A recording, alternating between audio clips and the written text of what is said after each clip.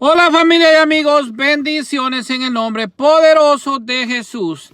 Te saluda tu hermano en Cristo, Elmer Arana, apologeta católico y miembro del movimiento misionero San Juan 23. En esta oportunidad vamos a hablar un poco de lo que es el canon de la Biblia. Como todos sabemos, nuestra Santa Madre Iglesia Católica compiló el canon de la Biblia en el año 382 bajo la autoridad del Papa San Dámaso I, y le gritó al mundo que la Biblia era palabra de Dios. Así que hoy vamos a hablar acerca del canon de la Biblia.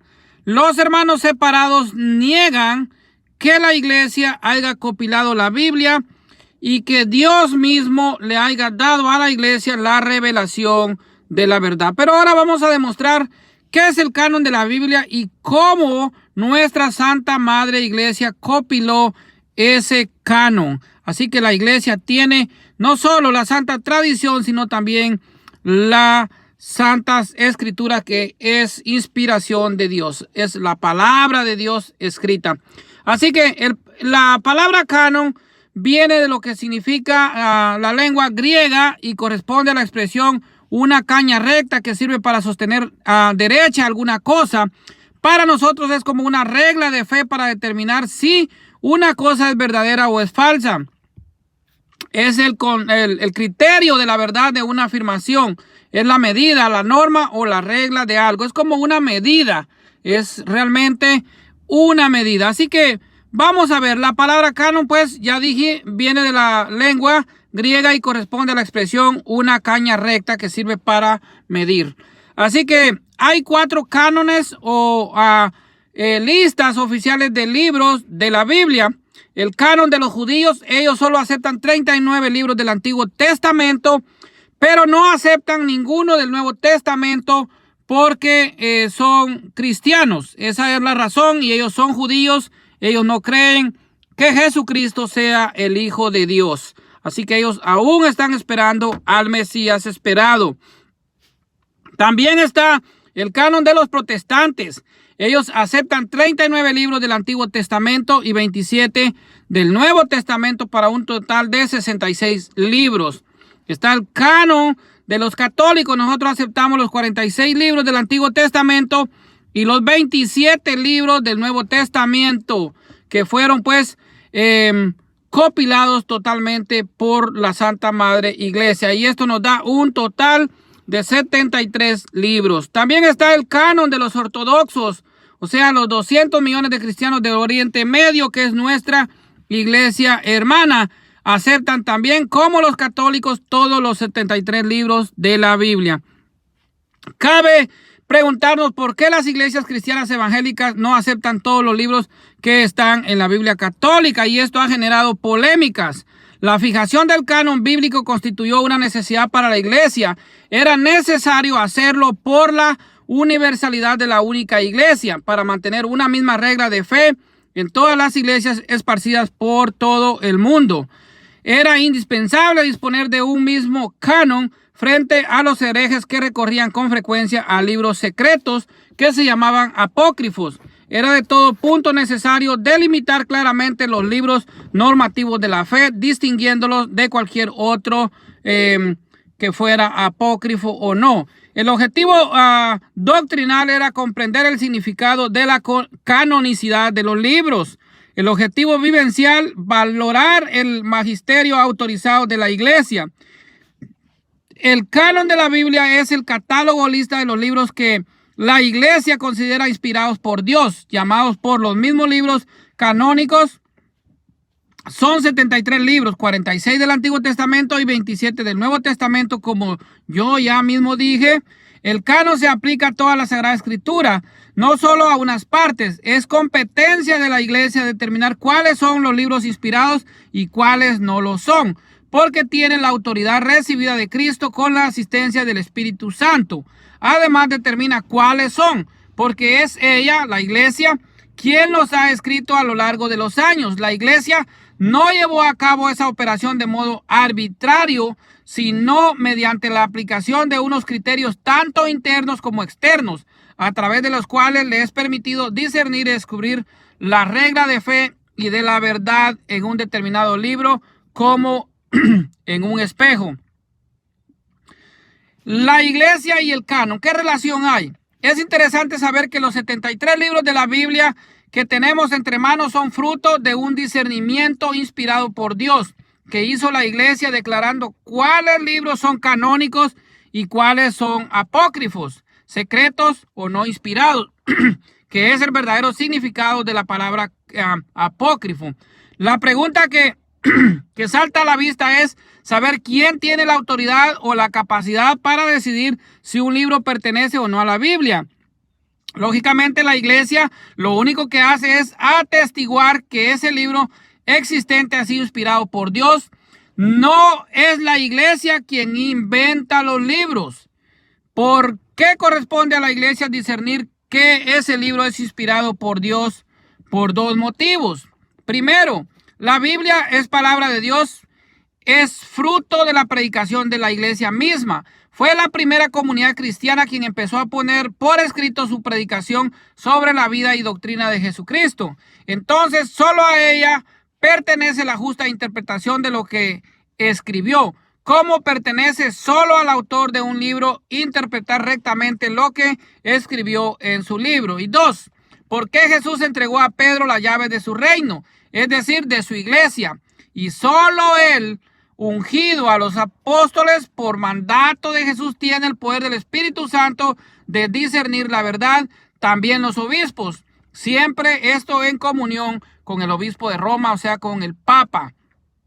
Son sujetos de magisterio auténtico y son asistidos por el Espíritu de Cristo para explicar y aplicar la Escritura. Todo cristiano tiene sin duda este Espíritu de Dios al recibir el bautismo, pero el cristiano como individuo y particular no tiene la función de interpretar la Biblia, nos dice el Concilio Vaticano II. El oficio de interpretar auténticamente la palabra de Dios, oral o escrita, ha sido encomendado únicamente al magisterio de la Iglesia, el cual lo ejercía en nombre de Jesucristo.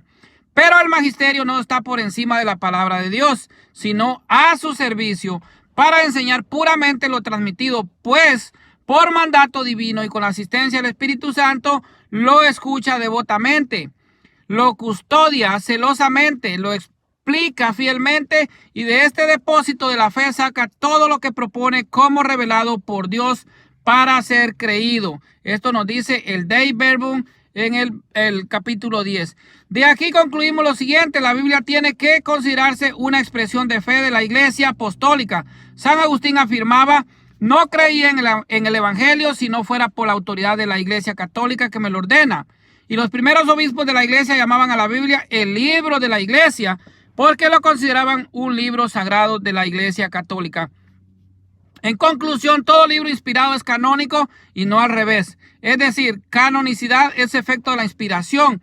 La Iglesia no causa la inspiración, sino la reconoce el hacerlo canónico. Es necesario fijar el canon para que la fe en toda la Iglesia universal sea una y tenga un único criterio. De lo contrario, en vez de Pentecostés, tendríamos una torre de Babel, como pasa entre algunos protestantes y las sectas protestantes ahora en el mundo. Una cita del Concilio Vaticano II aclara el papel de la Iglesia. La Iglesia, guiada por el Espíritu Santo y por el magisterio de sus pastores, es la depositaria y guardiana del tesoro de la revelación y la única intérprete de la Biblia. El Papa y los demás obispos son maestros auténticos del Evangelio, es decir, lo explican, lo interpretan y lo aplican a la vida de los hombres con la autoridad de Cristo como cabeza. Ahora bien, ¿cuándo fue establecido el canon de la Biblia?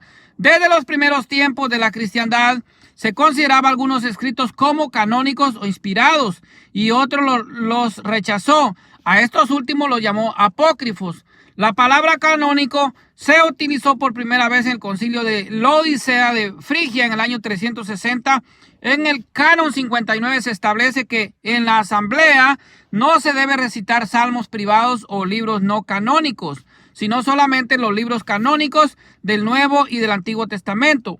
Libros canónicos, por consiguiente, vendría a equivaler al conjunto de libros que norman la fe de la Iglesia. Las primeras decisiones de la iglesia en relación al canon de la Biblia se dieron en el concilio de Hipona, en África, en el año 393. La última definición fue en el concilio de Trento en el año 1546. Esto es en cuanto a la historia del canon bíblico. ¿Cuáles son los criterios de canonicidad? Responderemos a esta pregunta ¿qué criterios tuvo la iglesia para saber que un libro era inspirado o no? Podemos establecer los siguientes criterios. El primer criterio es que para el Antiguo Testamento, la Biblia de los 70, es innegable que al abrirse el cristianismo a la gentilidad y a la cultura helenista, la escritura judía utilizada por los primeros cristianos fue el texto de los 70. Pues bien, en la Biblia de los 70 estaban incluidos tanto los libros protocanónicos y los deuterocanónicos del Antiguo Testamento. 2. El uso en el culto. Parece ser que en la liturgia sinagogal se leían cíclicamente cada 3 años los libros de la Torah y de los profetas. Con el tiempo, la lectura se extendió también a los escritos. El uso cúltico de un libro significa un reconocimiento al menos implícito de su carácter sagrado. Por otra parte, la iglesia primitiva también utilizó la Biblia judía en el propio culto dominical, aún colocándonos en un terreno hipotético. Es de suponer que los judíos en la diáspora usarían por su culto todos los libros incluidos como sagrados en la Biblia de los 70 o la llamada Septuaginta. 3. Uso en los escritos del Nuevo Testamento. Es verdad que no todos los libros del Antiguo Testamento se encuentran citados en el Nuevo, aunque del hecho de no estar expresamente citados no se deduce que no hayan sido usados y tenidos en cuenta en la redacción neotestamentaria. El origen apostólico, es decir, un libro tenga como autor seguro a un apóstol o a alguno de sus discípulos. Los apóstoles, considerados depositarios de la revelación histórica de Jesús, era el canon vivo, intérpretes autorizados del mensaje y del acontecimiento salvífico de Jesús. Durante la segunda mitad del primer siglo, las iglesias destinatarias de algún escrito apostólico lo conservaron celosamente y lo fueron difundiendo, intercambiando con escritos apostólicos de otras iglesias. Poco a poco, el canon vivo se convirtió en el canon escrito. 5. El uso litúrgico que hizo la iglesia primitiva de ciertos libros, es decir, los libros que fueron usados por los apóstoles y las primeras comunidades cristianas, seguramente son canónicos.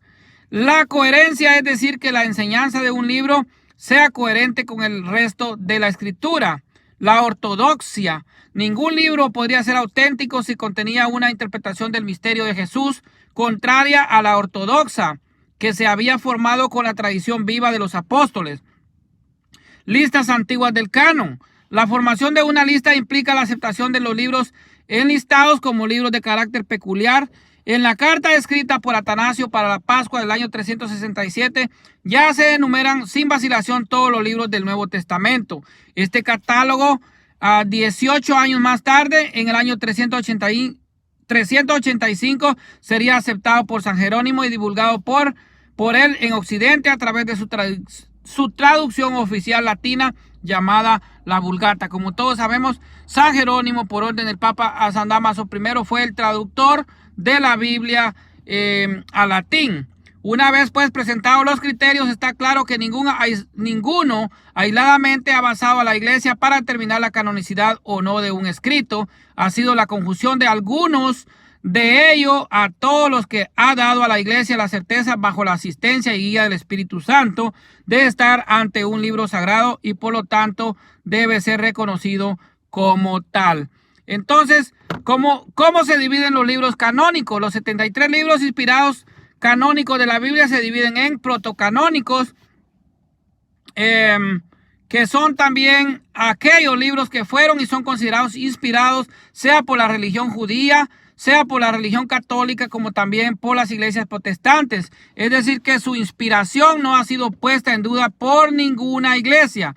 Deuterocanónicos son aquellos libros de la Biblia de cuya inspiración se dudó por algún tiempo o por alguna iglesia en particular. Son 7 libros los deuterocanónicos del Antiguo Testamento: Tobías, Judith, Sabiduría, Eclesiastés, Baruch, 1 y 2 de Macabeos y algunos fragmentos de Daniel y Esther. Los protestantes no aceptaron estos libros. También son 7 deuterocanónicos del Nuevo Testamento, que son Carta a los Hebreos, Carta de Santiago, 2 de Pedro, segunda y tercera de Juan, Apocalipsis, más algunos versículos de los evangelios de Marcos 16, 9 al 20, Lucas 22, 43 y Juan 8 del 1 al 11. Entonces, así vemos cómo son estos criterios que se llevaron a cabo para tomar realmente y conformar el canon de la Biblia. Entonces fue la iglesia en el concilio de Roma en el año 382 cuando determina el canon de la Biblia y compila totalmente el canon de la Biblia. Luego se confirma en Hipona en el año 393 el mismo canon con 46 libros en el Antiguo Testamento y 27 en el Nuevo. Y luego también se llega en el año 397 en Cartago y se vuelve a confirmar.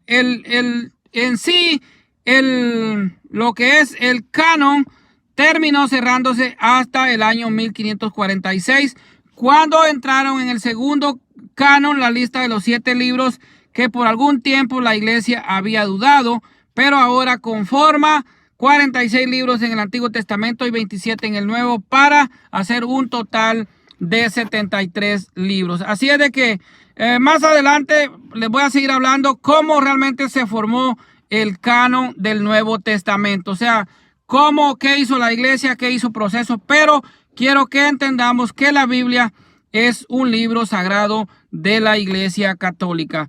Bendiciones para todos en el nombre poderoso de Jesús.